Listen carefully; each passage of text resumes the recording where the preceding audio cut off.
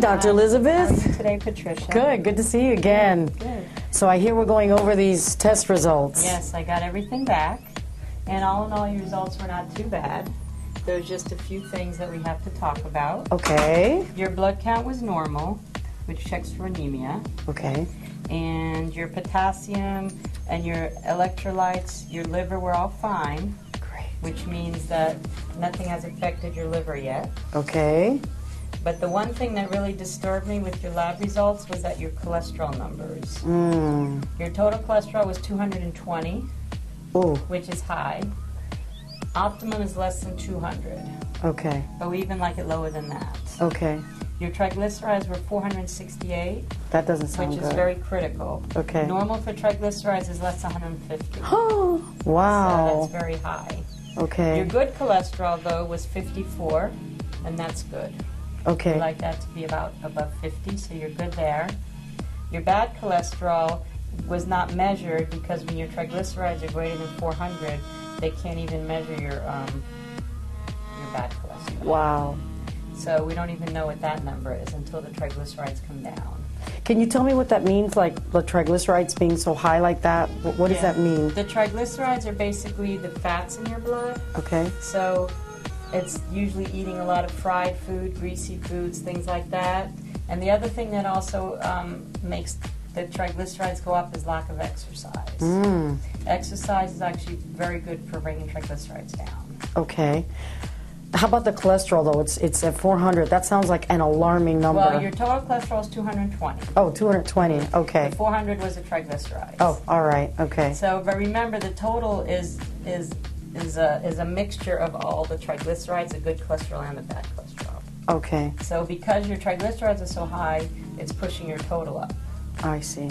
So what we do is we have to really work on that and bring that down. Okay. And the other thing that showed up to be slightly elevated was your hemoglobin A1C. Hemoglobin A1C is a measure of an average blood sugar over the past 3 months. Okay. What happens is the blood sugar is, it fluctuates daily by what you eat. Well, not even daily, but probably by the minute. Right. And whatever you eat. If you eat something very high in sugar, it will go up, insulin gets released, and then it goes back down. Now what happens is when you're overweight, you become insulin resistant. So the insulin doesn't work as well as it should. So therefore your sugars tend to run a little higher during the day than they would if you had normal insulin. Insulin resistance, or not having any insulin resistance. As you lose weight, your insulin resistance actually gets better. And your sugars come down, and also high triglycerides is also shows us that. High triglycerides can also be due to insulin resistance also. Wow. Now let me ask you, because I know that weight gain is directly associated with diabetes. So my big concern was, because of my overweight, am I pre-diabetic? And if that's the case... Well, pre-diabetic is not really a term we like to use too much. Okay. We like to use being at risk for diabetes. Okay. Because you're either going to get it or not. So pre-diabetic, people say, oh, I'm pre-diabetic, it doesn't mean anything. That's why we don't like to use it. All right. Now, when there's a scale. When your A1C is elevated and the normal is less than 5.7. Okay. As it goes up, you're at higher risk for developing diabetes. I see. Until you hit the 6.5, which is actually diabetes itself by definition. Right. But as your A1C goes up, that means you're at higher risk. So right now you're at 5.8, so you're still kind of on the low side, but you're still at increased risk for developing diabetes. Right. You don't actually have it yet. Okay. Which is good news. Right. So you can still stop the process. And by actually stopping the process is by losing weight. That's going to be the key. Right. So as I lower my weight... Right.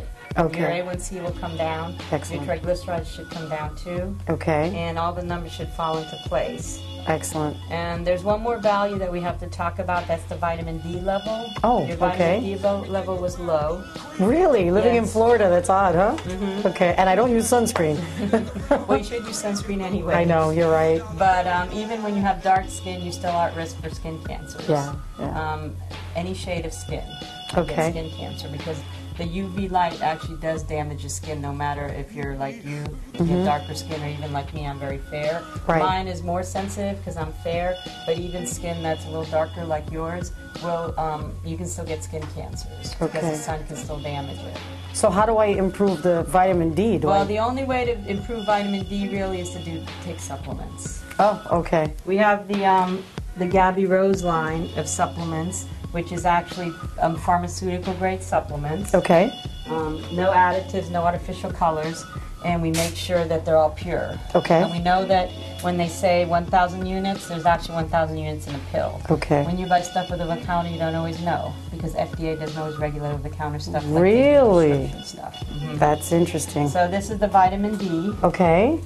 It's 1,000 units. All right. And at this point, I'm going to recommend that you take 2 a day. All right. 1 in the morning, 1 in the evening. Okay. And that's to bring up your vitamin D level. All right. Usually we check it again in about 3 months to make sure that it's enough. Okay. If you need to take more, then we increase the dose at that time. Okay, and this has 1,000 IUs. What does IU stand for again? Units. Okay. Yeah, different vitamins are, some they dose in milligrams, some they dose in units. It's just the way that they measure the amount of drug that's in the pills. Okay, terrific. And then the other thing with the triglycerides, of course, the diet and exercise are very important. Okay. Ignore that. But fish oil is very good for bringing down triglycerides. Fish oil is good for that. It's good for your brain. It's good for your skin. It's really a good overall supplement to have. Okay. And we have omega mize, which is a omega-3, which is a fish oil, and it has no additives, no mercury, which is very important when you buy fish oil. Right. Because they do make it from fish, and you do sometimes get mercury in the pills. Okay. So whenever you buy fish oil, you always have to make sure that it's mercury-free. Okay. It's not always on the label, so it's tough. Okay. This is also, this one is 1,000 milligrams. All right. The recommended dose that we start with is 1,000 milligrams 3 times a day. Okay. And then, like I said, we check the blood again in about 3 months because you have to give these things a chance to work. Sure. You have to give your diet and exercise a chance to work. Right. Nothing is instant. Right. And we check it again in about 3 months, and we make sure all the numbers are better. Okay. And then we can, adjust. We can always say take more, take less, depending on what your numbers are. But usually the 3 times a day is pretty much the recommended dose. So I take it morning, noon, night? Yes. Okay. I have, it's funny, are these like the gel caps or are these like solid? These are actually the gel caps. Now let me ask you, because sometimes I took them a while back, and the reason I stopped taking them is that like I would take them and... You burp up fish. Thank you. These you don't. Okay. These are actually not, I've been actually taking them myself, and I haven't burped up fish because you're right, you do, and you feel like you just ate fish. Fish, yeah, and if you're not a big fish lover... Even if you are, you don't want to be. You don't want to be burping up fish. But these don't do it. Okay. All the patients that have tried this, that I ask them, and they say no, they have not. This Okay. is because of the way they make it in the gel caps. Excellent. It doesn't really dissolve in the stomach. It dissolves later in the intestine, so you don't get that burping up thing. That's awesome. It seems that Gabi Rose really put a lot of attention to detail, because it's those little things that I guess, for example, with the omega, that stops people from taking it. So it's great that she developed a product where we're not, we're happy with... We work very hard on our products. Since we're working with a pharmaceutical company, we know it's a reliable product. Excellent. All right, Dr. Elizabeth, thank you so much. You're wonderful. welcome. And I guess I'll be seeing you for my weigh-in and again next week when we see how my progress is going. Okay. Thank you very much. You're welcome.